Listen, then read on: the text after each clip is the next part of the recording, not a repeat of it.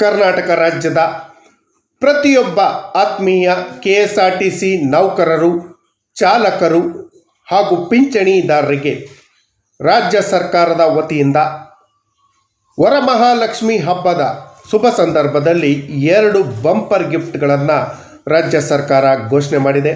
ಇದರಲ್ಲಿ ರಾಜ್ಯ ಸರ್ಕಾರ ಮಾಡಿರುವಂಥ ಒಂದು ಗಿಫ್ಟು, ಅದರ ಜೊತೆಯಲ್ಲಿ ಕರ್ನಾಟಕ ಹೈಕೋರ್ಟ್ KSRTC ಚಾಲಕರು, ನಿರ್ವಾಹಕರಿಗೆ ನೀಡಿದಂಥ ಮತ್ತೊಂದು ಗಿಫ್ಟ್.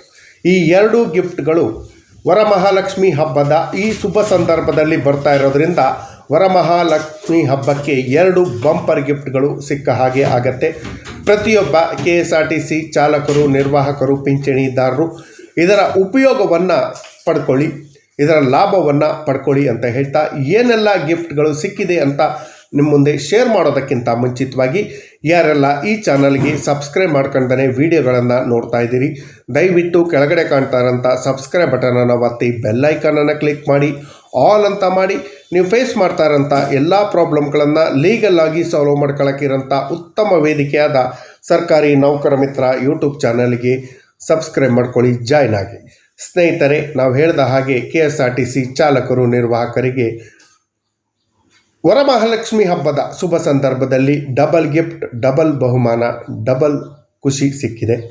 ಪ್ರತಿಯೊಬ್ಬರು ಇದರ ಉಪಯೋಗವನ್ನು ಪಡ್ಕೊಳ್ಳಿ. ಯಾವೆಲ್ಲ ಗಿಫ್ಟ್ಗಳು ಸಿಕ್ಕಿದೆ ಅನ್ನೋದ್ರ ಬಗ್ಗೆ ಇಲ್ಲಿದೆ ವಿವರವಾದ ಮಾಹಿತಿ, ಕೊನೆವರೆಗೂ ನೋಡಿ.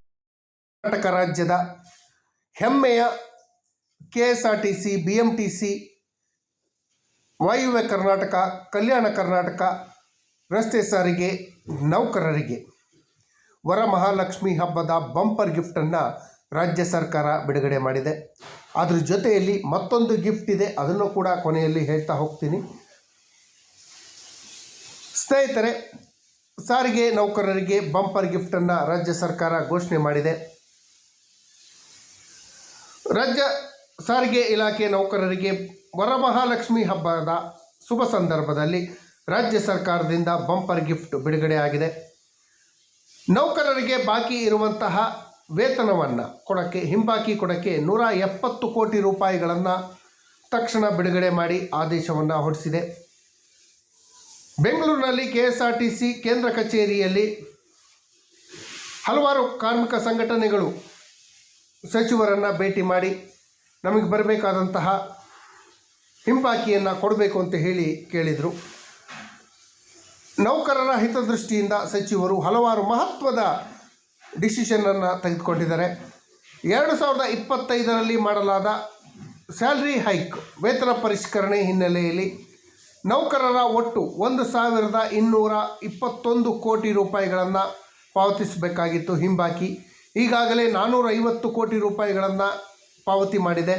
ಇನ್ನು ಬಾಕಿ ಉಳಿದಿರುವಂಥ 821 ಕೋಟಿ ಬಗ್ಗೆ CM DK ಶಿವಕುಮಾರ್ ಅವರೊಂದಿಗೆ ಚರ್ಚೆ ಮಾಡಿ ನಂತರ ತುರ್ತಾಗಿ 170 ಕೋಟಿ ರೂಪಾಯಿಗಳನ್ನು ಬಿಡುಗಡೆಗೆ CM ಅವರು ಒಪ್ಪಿಕೊಂಡಿದ್ದಾರೆ.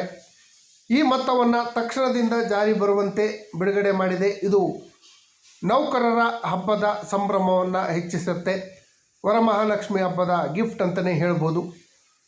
ನೌಕರರ ಹಲವಾರು ಬೇಡಿಕೆಗಳಿಗೆ ಕೂಡ ಸ್ಪಂದಿಸಿದ್ದಾರೆ. ಸಭೆಯಲ್ಲಿ ಕಾರ್ಮಿಕ ಸಂಘಟನೆಯ ಪ್ರಮುಖರು ಹಲವಾರು ಬೇಡಿಕೆಗಳನ್ನು ಸಚಿವರ ಮುಂದಿಟ್ಟಿದ್ದರು. ಈ ಹಿಂದೆ ಜಾರಿಯಲ್ಲಿದ್ದ ವೇತನ ಪರಿಷ್ಕರಣೆಯನ್ನು ಇನ್ನು 12 ತಿಂಗಳಿಗೆ ವಿಸ್ತರಿಸಬೇಕು ಅಂತ ಹೇಳಿ 4 ವರ್ಷಕ್ಕೊಮ್ಮೆ ಕಡ್ಡಾಯವಾಗಿ ವೇತನ ಪರಿಷ್ಕರಣೆ ನಡೆಸಬೇಕು. ಹಲವಾರು ವರ್ಷಗಳಿಂದ ಬಾಕಿ ಉಳಿದಿರುವಂತಹ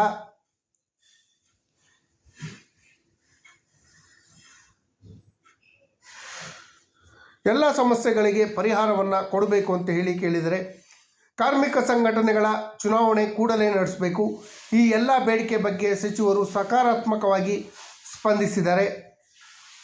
ಇವುಗಳ ಜಾರಿಗೆ ಆರ್ಥಿಕ ಇಲಾಖೆ ಅನುಮೋದನೆ ಅಗತ್ಯ ಇರುವುದರಿಂದ ವಿಧಾನಮಂಡಲ ಅಧಿವೇಶನದ ನಂತರ ಮಾನ್ಯ ಮುಖ್ಯಮಂತ್ರಿಗಳ ಸಮ್ಮುಖದಲ್ಲಿ ಮತ್ತೊಮ್ಮೆ ಸಭೆಯನ್ನು ನಡೆಸಿ ಸಚಿವ ಸಂಪುಟದ ಮುಂದೆ ಇಟ್ಟು ಅಂತಿಮ ನಿರ್ಧಾರವನ್ನು, ಫೈನಲ್ ಡಿಸಿಷನನ್ನು ಮಾಡ್ತೀವಿ ಅಂತ ಕೂಡ ಹೇಳಿದ್ದಾರೆ.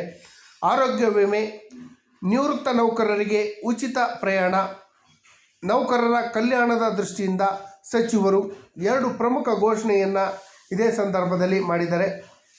KSRTCಯಲ್ಲಿ ಈಗಾಗಲೇ ಜಾರಿಯಲ್ಲಿರುವಂತಹ ಆರೋಗ್ಯ ವಿಮಾ ಯೋಜನೆ ಇನ್ನು ಮುಂದೆ BMTC, KKRTC, NYKSRTC ನೌಕರರಿಗೂ ಕೂಡ ಅನ್ವಯ ಆಗತ್ತೆ.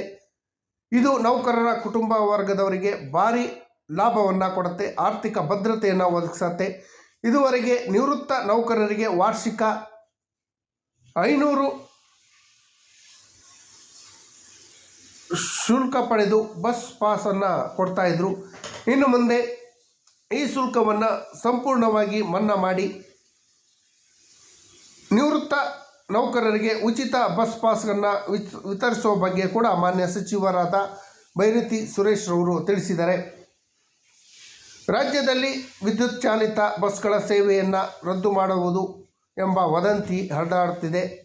ಎಲೆಕ್ಟ್ರಿಕ್ ಬಸ್ಗಳಲ್ಲಿ ಯಾವುದೇ ಕಾರಣಕ್ಕೂ ರದ್ದುಪಡಿಸೋದಿಲ್ಲ. ಕೇಂದ್ರ ಸರ್ಕಾರದ PM ಯೋಜನೆ ಅಡಿಯಲ್ಲಿ ಪುನರ್ ನಿಗದಿ ಮಾಡಿರುವಂತಹ 4500 EV ಬಸ್ಗಳನ್ನು ಪಡೆಯಲಾಗಿದೆ. ಶಕ್ತಿ ಯೋಜನೆ ಅಡಿಯಲ್ಲಿ ಬರುವಂಥ ಆದಾಯದ ಹಣವನ್ನು ಹಂತ ಹಂತವಾಗಿ ಸಾರಿಗೆ ನಿಗಮಗಳಿಗೆ ಬಿಡುಗಡೆ ಮಾಡ್ತೀವಿ ಅಂತ ಕೂಡ ಹೇಳಿದ್ದಾರೆ. ಅದರ ಜೊತೆಯಲ್ಲಿ ಮತ್ತೊಂದು ಗುಡ್ ನ್ಯೂಸ್ ಅಂತ ಹೇಳಿದ್ದೆ. ಆ ಗುಡ್ ನ್ಯೂಸ್ ಕೂಡ ಪ್ರತಿಯೊಬ್ಬ ಸರ್ಕಾರಿ ಸಾರಿಗೆ ನೌಕರರು ಹಾಗೂ ಪಿಂಚಣಿದಾರರಿಗೂ ಕೂಡ ಉಪಯೋಗ ಆಗುತ್ತೆ. ಚಾಲಕರು, ನಿರ್ವಾಹಕರಿಗೆ ಕೂಡ ಉಪಯೋಗ ಆಗುತ್ತೆ. ಕಾಯ್ದೆ ನಿಯಮಗಳನ್ನು ಅನುಸರಿಸದೆ, ಯಾವುದೇ ರೂಲ್ಸ್ಗಳನ್ನು ಅನುಸರಿಸದೆ ಕಂಡಕ್ಟರ್ ಒಬ್ಬರನ್ನು ಡಿಸ್ಮಿಸ್ ಮಾಡಿದ ಪ್ರಕರಣಕ್ಕೆ ಸಂಬಂಧಪಟ್ಟ ಹಾಗೆ KSRTC ಕ್ರಮವನ್ನು ರದ್ದುಗೊಳಿಸಿ ಕರ್ನಾಟಕ ಹೈಕೋರ್ಟ್ ಐತಿಹಾಸಿಕವಾದ ಒಂದು ತೀರ್ಪನ್ನು ನೀಡಿದೆ. ನೌಕರರನ್ನು ವಜಾ ಮಾಡಿದ ದಿನದಿಂದಲೇ ಮರು ನೇಮಕ ಮಾಡಿಕೊಳ್ಬೇಕು, ಸಂಪೂರ್ಣವಾಗಿ ಅವರಿಗೆ ಹಿಂಬಾಕಿ ವೇತನವನ್ನು, ಸ್ಯಾಲ್ರಿಯನ್ನು ನೀಡಬೇಕು ಅಂತ ಹೇಳಿ ನಿರ್ದೇಶನವನ್ನು ಹೈಕೋರ್ಟ್ ಖಡಕ್ಕಾಗಿ ಆದೇಶವನ್ನು ನೀಡಿದೆ.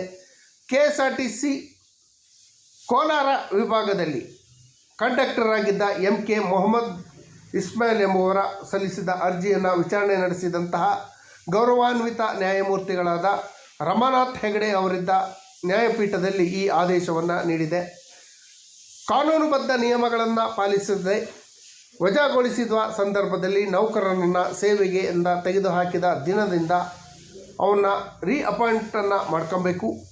ಈ ಅವಧಿಯಲ್ಲಿ ಡಿಸ್ಮಿಸ್ ಅವಧಿಯಲ್ಲಿ ಬಾಕಿ ಇರುವಂತಹ ವೇತನವನ್ನು ನಿರಾಕರಿಸಲು ಕಾರ್ಮಿಕ ನ್ಯಾಯಾಲಯಕ್ಕೆ ಯಾವುದೇ ಅಧಿಕಾರ ಇಲ್ಲ.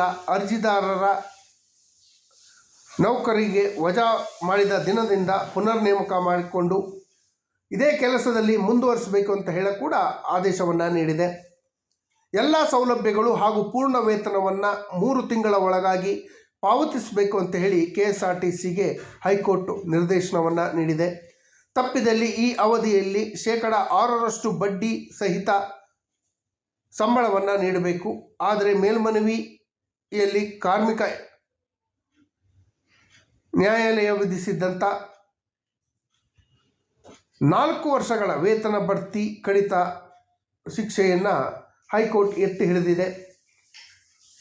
KSRTC ಕೋಲಾರ ವಿಭಾಗದಲ್ಲಿ ನಿರ್ವಾಹಕರಾಗಿ, ಕಂಡಕ್ಟರ್ ಆಗಿ ಕಾರ್ಯನಿರ್ವಹಿಸುತ್ತಿದ್ದ MK ಮೊಹಮ್ಮದ್ ಇಸ್ಮಾಯಿಲ್ ರವರನ್ನು ಇಲಾಖಾ ವಿಚಾರಣೆ ಬಳಿಕ ಶಿಸ್ತು ಪ್ರಾಧಿಕಾರವು 2007ರ ಜನವರಿ 17ರಂದು ಸರ್ವಿಸಿಂದ ಡಿಸ್ಮಿಸ್ ಮಾಡಿತ್ತು. ಇದನ್ನು ಪ್ರಶ್ನಿಸಿ ಕಾರ್ಮಿಕ ನ್ಯಾಯಾಲಯದಲ್ಲಿ ಅರ್ಜಿ ಸಲ್ಲಿಸಿದರು. ಅಲ್ಲೂ ನ್ಯಾಯ ಸಿಕ್ಕಿಲ್ಲ ಅಂತ ಹೇಳಿ ಅವರು ಹೈಕೋರ್ಟ್ನಲ್ಲಿ ನ್ಯಾಯಕ್ಕಾಗಿ ಅರ್ಜಿ ಸಲ್ಲಿಸಿದರು. ಕೊನೆಗೆ ಹೈಕೋರ್ಟ್ ನಿವೃತ್ತರಾಗಿದ್ದಂಥ ಅಂದರೆ ಡಿಸ್ಮಿಸ್ ಆಗಿದ್ದಂಥ ನೌಕರರಿಗೆ ನ್ಯಾಯ ಕೊಡುವಂಥ ಕೆಲಸವನ್ನು ಮಾಡಿದೆ.